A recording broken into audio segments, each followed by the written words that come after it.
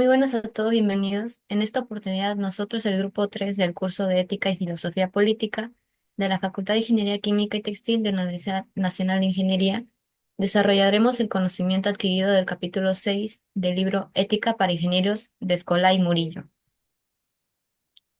En muchas ocasiones se le pide al ingeniero que actúe como experto en dar dictámenes, peritos o evaluaciones sobre distintos aspectos para dar exactitud en contextos debido a su juicio que tiene peso profesional.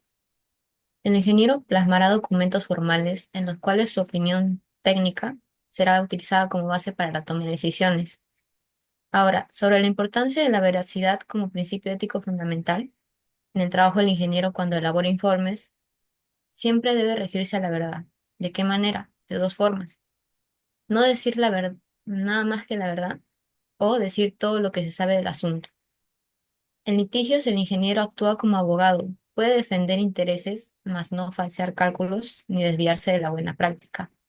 Y en dictámenes técnicos debe equilibrarse la objetividad profesional y el querer complacer las expectativas de la empresa. Doy pase a mi compañero Ángel. Bueno, soy Ángel Ramírez y hablaré sobre la clase de informes y dictámenes. Yo explicaré las dos primeras clases. Comencemos con para defender intereses determinados. Cuando al ingeniero se le solicita un encargo para defender intereses de una persona o una empresa, y ese informe podría ser usado por un tercero en un proceso legal o administrativo, es importante que sus argumentos estén dirigidos a resaltar los aspectos más favorables para quien solicita el trabajo. Sin embargo, existe la limitación ética de que el dictamen nunca debe ofrecer información falsa, ni omitir hechos relevantes que puedan afectar a otras personas injustamente. El ingeniero, por regla, se limita a mencionar aspectos que no dañen la posición de quien encarga el informe, pero tampoco afecte directamente a otros. Ejemplo, el accidente de la obra. En el primer ejemplo, se narra el caso de una obra donde se rompe el cable de un cabrestante y un operario resulta gravemente herido. El juez pide al encargado de obras de la empresa constructora que rinda cuentas, y el abogado de la defensa intenta demostrar que el accidente se debió a un defecto del cable, lo cual sería responsabilidad del ingeniero. El informe técnico, aunque reconoce que el cable está en situación difícil de evaluar, sostiene que el fallo puede considerarse un hecho involuntario y que una parte del cable se enrolló, lo que agravó el evento. Además, señala que las medidas de seguridad fueron respetadas, pero el accidente puede considerarse un perjuicio tanto para el operario como para la empresa. Así se pone en práctica la objetividad técnica. El ingeniero no culpa injustamente a nadie y sí menciona todas las circunstancias que llevaron al accidente, aunque sean desfavorables para la defensa. Ejemplo ahora de las obras civiles. En este, ejemplo, la aprobación de las obras de un muro de contención. El ingeniero puede dictaminar sobre la calidad del terreno tras realizar pruebas de laboratorio. Sin embargo, la aprobación no se limita a un aspecto técnico, aislado. El dictamen también debe aclarar si el terreno es realmente apto para la construcción del muro y si existe riesgo para edificaciones vecinas, condiciones de subsuelo o algún peligro emergente. Así se enfatiza que el ingeniero no puede aprobar el proyecto únicamente porque un parámetro técnico haya salido favorable. Debe considerar la totalidad del impacto, aunque estos sean incómodos para el responsable de la obra. Bueno, ahora tocaré el punto de dictámenes sobre magnitudes admisibles. En la práctica de la ingeniería, a menudo es necesario emitir dictámenes sobre ciertas magnitudes, dimensiones, formas o condiciones que cumplen con los demás requisitos de calidad y seguridad establecidos. Sin embargo, las normas generalmente no son únicas, claras o perfectamente adecuadas para todos los casos específicos. Por esta razón, es común que se acepte la modificación o sustitución de normas tradicionales, siempre que se justifique correctamente mediante técnicos sólidos. En este caso, el ingeniero debe ir más allá de limitarse a aplicar normas de forma rígida, buscando determinar las magnitudes que realmente corresponden a la situación concreta, evitando una omisión que pueda parecer cómoda, pero que siempre es correcta o segura. Un ejemplo de este caso sería que un sistema de aire comprimido diseñado para operar 7000 kilopascales se implementó en una regulación de presión que permitía valores entre 600.000 kilopascales y 800.000 kilopascales. Si bien un reglamento vigente prohíbe trabajar con presiones superiores a 700 kilopascales, el ingeniero puede enfrentar la situación de que los documentos acepten momentáneamente presiones hasta 800 kilopascales, lo cual impediría la aprobación del sistema industrial. En este caso, la prudencia técnica lleva al ingeniero a no objetar el aumento de temporal de 100 kilopascales por encima de 700 kilopascales, considerando que las pruebas previas superaron ampliamente esta presión sin comprometer la seguridad. Así, el dictamen concluye que ninguna parte de la instalación tiene una presión nominal mayor que la máxima permitida, evitando mencionar el valor máximo de 800 kilopascales directamente y usando la palabra nominal para salvar la veracidad y responsabilidad. Este enfoque es ético porque previene problemas mayores, sin comprometer la seguridad ni faltar a la verdad. No obstante, existe otra categoría de situaciones en la que no es posible omitir detalles, que implica riesgos adicionales o que sumados a otros factores pueden representar un peligro eh, para los demás. Sin embargo, en situaciones con riesgos adicionales, como el caso de una chimenea metálica que resiste la presión del viento, según la norma, pero también está sujeta a vibraciones no contempladas, el ingeniero debe informar estos peligros y no omitirlos, pues aprobar sin considerarlos podría comprometer la seguridad, siendo necesario un dictamen completo y responsable. Bueno, terminado todo esto, le doy pase a mi compañera Mayra. Eh, yo hablaré sobre los informes que dirimen culpabilidades. Cuando en la ingeniería ocurre un problema serio, por ejemplo, un accidente en una obra, un fallo en una máquina, un colapso de una estructura o incluso una contaminación ambiental, lo primero que se debe hacer es un informe técnico. Este informe cumple con dos funciones principales: explicar qué ocurrió desde un punto de vista técnico y el segundo, que sería señalar si alguien tiene responsabilidad directa en lo sucedido. Aquí aparece la gran responsabilidad ética del ingeniero, porque estos informes pueden marcar la vida profesional de una persona o de una empresa. No es lo mismo que el informe diga, por ejemplo, el colapso fue por causas externas inevitables, a que diga hubo negligencia en el diseño o en la supervisión.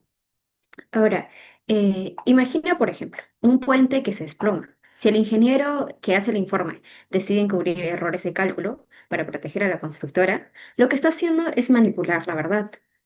Tal vez en el corto plazo protege la imagen de dicha empresa, pero a la larga puede provocar más accidentes porque nunca se corrigen fallos. Por ejemplo, ¿no? Por eso un informe de este tipo debe ser objetivo, ya que tiene que estar basado en datos, pruebas, cálculos, no en opiniones o conveniencias. Transparente, porque todo lo que se descubra debe quedar registrado. Y responsable, porque entiendo que lo que allí se escriba puede usarse en juicios. Otro aspecto importante es que en ocasiones el ingeniero puede recibir presiones externas de jefes, de políticos, de empresas que no quieren asumir culpas. La ética consiste justamente en resistir esas presiones y recordar que la primera lealtad no es a la empresa, sino a la sociedad y a la verdadera técnica, ¿no? Eh, en conclusión, que podemos decir en este tipo de casos es que los informes que dirimen culpabilidades son mucho más que un papel, son un testimonio que puede salvar o hundir carreras, pero sobre todo pueden proteger a la sociedad de que los errores no se repitan. Ahora, entrando a la parte de que el ingeniero, ayudando a conseguir adjudicaciones, voy a hablar sobre el aspecto de la lucha para triunfar entre competidores. La ingeniería no se desarrolla en un vacío. Siempre existen competencias entre profesionales, entre empresas o entre universidades, entre equipos de investigación. Y esta competencia no necesariamente es mala. De hecho, bien entendida, puede ser un motor de progreso. Por ejemplo, cuando dos empresas compiten por una licitación pública, cada una trata de ofrecer el mejor diseño, más eficiente, y eso beneficia en tanto a la sociedad. Entre otros, entre ingenieros de una misma empresa puede haber una sana competencia, por destacar, lo que lleva a la innovación de la empresa, a la mejora constante. El problema aquí es cuando aparece, por ejemplo, esta ambición desmedida, ¿no? Se pierden los valores éticos y, por ejemplo, las conductas poco éticas que se pueden apreciar puede ser hacer trampa en licitaciones, usar sobornos, difamar o desacreditar. Este tipo de prácticas no solo afectan a los competidores, sino que dañan la credibilidad de toda la profesión. Si la gente piensa que los ingenieros ganan proyectos por corrupción y no por calidad, la imagen social del ingeniero se ve gravemente afectada. En cambio, un ingeniero ético sabe que el verdadero triunfo no es solo ganar más contratos o superar a otros, sino lograr que sus proyectos tengan un impacto positivo en la sociedad, que su trabajo sea reconocido por su calidad, seguridad e innovación. Un ejemplo cotidiano que se podría dar de una competencia por diseñar un hospital, por ejemplo. Una empresa puede prometer hacerlo más barato, más rápido, pero en tanto a ello está sacrificando la calidad del proyecto, por ejemplo. Está sacrificando la seguridad, cosa que otra empresa puede poner un buen diseño, mejores implementaciones, materiales más resistentes y se ganaría éticamente si es que se significara dar mejores resultados, ¿no? Tal vez sean más caros, pero al final te dan una estructura que realmente vale la pena. En ese sentido, la ética en la competencia no elimina la lucha, sino que la dignifica. Competir con valores significa que cada victoria es legítima y respetada, y que incluso si uno pierde, queda la satisfacción de haber actuado con integridad. Ahora le doy paso a mi compañero Joaquín. Buenas tardes o buenas noches a los espectadores. Como he mencionado mi compañera Mayra en el punto anterior, en todo este mundo siempre hay mercados y hay competidores. Y así como hay competidores, uno siempre busca triunfar y resaltar entre todos estos, ¿no? Y una de esas faltas de ética es de las que quiero hablar hoy son los ataques al prestigio de ya sea de trabajadores, ¿no? De trabajadores, de jefes, de las mismas empresas. Y es que en el ámbito profesional, especialmente en campos tan rigurosos y competitivos como la ingeniería, la ética desempeña un papel fundamental para garantizar un ambiente de respeto y colaboración. Sin embargo, uno de los comportamientos más dañinos y contrarios a estos principios es el querer desmeritar o quitar prestigio a otros profesionales, de diversas maneras. Y estas acciones no solo afectan a la reputación y al desarrollo profesional de las personas implicadas, sino que también debilitan la confianza dentro de la comunidad laboral y pueden poner en riesgo la integridad de proyectos e incluso la seguridad pública. Por eso es crucial analizar cómo este tipo de conductas afectan a la convivencia profesional. Eh, por ejemplo, al difundirse alguna noticia la cual supone algún error, alguna falencia técnica o económica, esta puede descalificar a una persona o alguna empresa de un mercado en el que su prestigio era condición necesaria para subsistir. Muchas veces son calumnias, ya que dichas noticias no reflejan la realidad de un pequeño error, entre cientos de aciertos o una pequeña debilidad entre tantas fortalezas técnicas. Por eso me gustaría mencionar un ejemplo, eh, citarlo del libro del cual nos basamos, un ejemplo para facilitar el entendimiento de este punto. Digamos que un grupo de ingenieros desarrolló el proyecto de una gran planta industrial y se ocupó luego de dirigir los trabajos y de su implantación. Y otra empresa del mismo ramo pensaba pedirles oferta para el proyecto de una nueva planta, pero antes de eso quiso enterarse de que si la primera empresa había quedado satisfecha con dicha ingeniería. Utilizando la amistad personal de uno de ellos con el director de la planta industrial recién terminada, se lo preguntó.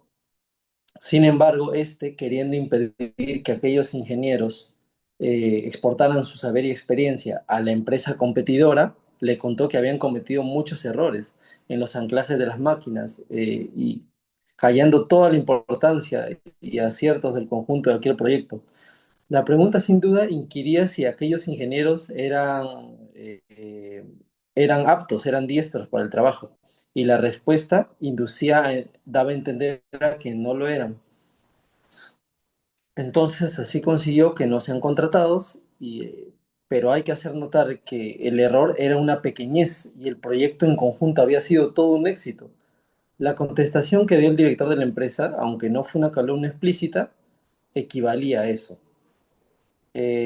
En tales casos, a dichos perjuicios se une la murmuración, con lo cual si hubo voluntariedad plena, eh, se considera un acto poco ético, a pesar de la pequeñez.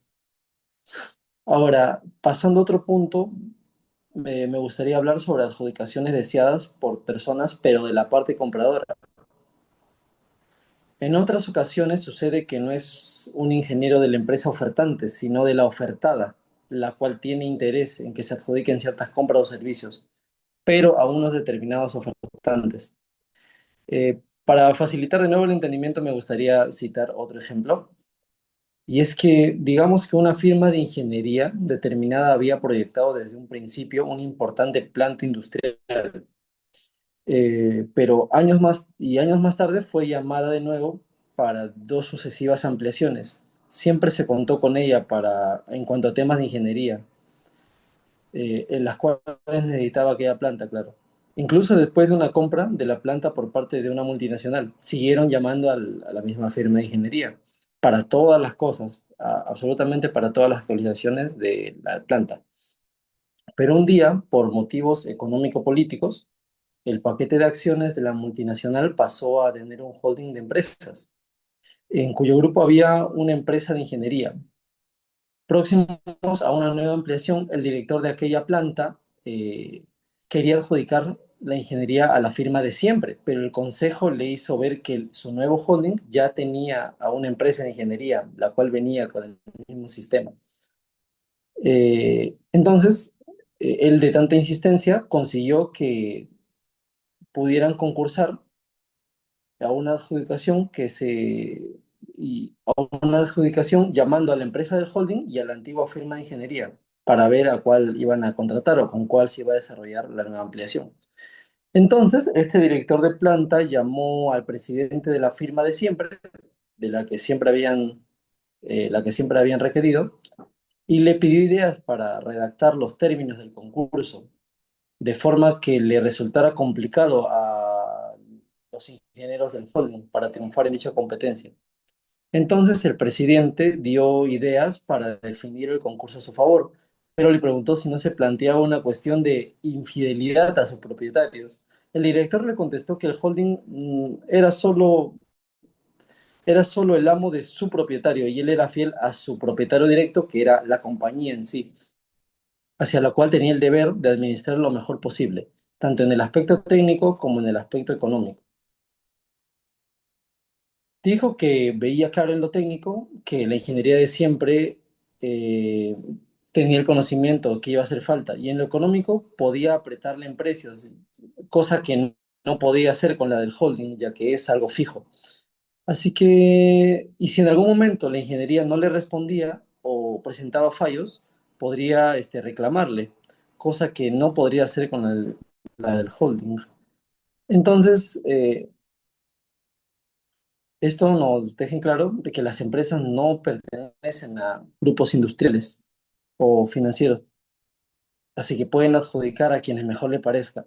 El problema viene cuando hay un plano de gobierno por encima de ellos y se plantean casos como en el ejemplo. Esto sería todo por mi parte y me gustaría dar paso a mi compañero Ángel Noé, que hablará de las conclusiones sobre toda nuestra exposición. Ahora pasando con los aspectos positivos. Entre los aspectos positivos del capítulo podemos destacar en primera instancia la claridad con la que se explican las distintas clases de informes que el ingeniero puede elaborar. Informes para defender intereses, dictámenes sobre magnitudes admisibles y aquellos que determinan culpabilidades. Además, el capítulo utiliza una cantidad muy grande de ejemplos muy realistas, como el caso del cable del cabestrante, el de la instalación de aire comprimido o del derrumbe de un edificio. Estos casos ayudan a comprender mejor los dilemas éticos que enfrenta un ingeniero en su trabajo. Otro punto positivo es el equilibrio en el análisis. Se muestra cómo el ingeniero debe buscar un punto intermedio entre la veracidad absoluta y la prudencia técnica sin perder de vista la responsabilidad ética. Finalmente, también es muy positivo que se expongan situaciones de adjudicaciones y competencias empresariales. ya que permiten entender cómo los informes influyen no solo en lo técnico, sino también en lo económico y social. En cuanto a los aspectos negativos, podemos señalar que algunos ejemplos son demasiado extensos y eso puede dispersar la atención del lector en lugar de centrarla en la idea principal. También observamos que el capítulo a veces mezcla distintos temas en un mismo apartado, lo que puede hacer un poco difícil seguir la estructura del contenido. Otro aspecto es que en ciertos dilemas éticos del texto no da una respuesta definitiva, lo que deja un margen de ambigüedad que puede generar dudas en el lector. Y finalmente, notamos que el capítulo carece de una síntesis final clara, que hubiera sido muy útil para resumir y reforzar las enseñanzas principales. Ahora pasando ahora pasando con la reflexión final. En conclusión, el capítulo 6 nos presenta una visión muy completa sobre la importancia de los informes en la práctica profesional de la ingeniería. Nos muestra que el ingeniero no solo debe ser un técnico competente, sino también un profesional íntegro, capaz de manejar la veracidad, la prudencia y la responsabilidad social en cada documento que éste emite. Aunque el capítulo podría mejorar en su organización y en las conclusiones finales cumple con su objetivo de transmitir que la ética en los informes es fundamental, porque de ellos dependen decisiones económicas, legales y humanas. En definitiva, este capítulo nos enseña que la credibilidad de la ingeniería está directamente ligada a la honestidad de los ingenieros en sus informes. Y antes de terminar, una frase que me gustó mucho que va relacionada con este libro, como dijo Aristóteles, la verdad es la que se impone por sí misma. ¿Cómo lo relacionamos? Es que en los informes del ingeniero, esa verdad es la que garantiza la justicia y la confianza que recae en este mismo. Y bueno, espero que les haya gustado el video que le hemos traído el día de hoy. Si es así, por favor, denle like y suscríbanse. Muchas gracias y nos vemos en la próxima con más información sobre ética y filosofía.